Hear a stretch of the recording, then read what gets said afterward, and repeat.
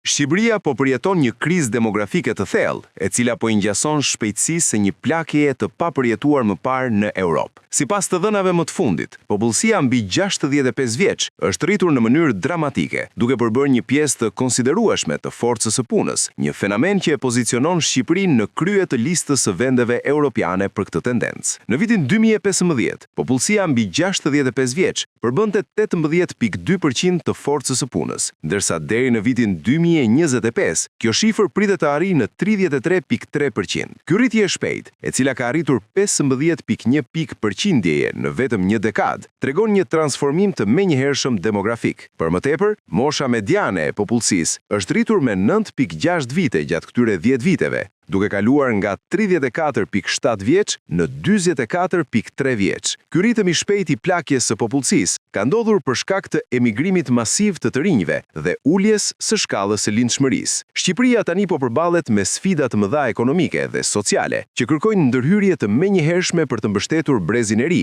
dhe për të adresuar pasojat e krizës demografike.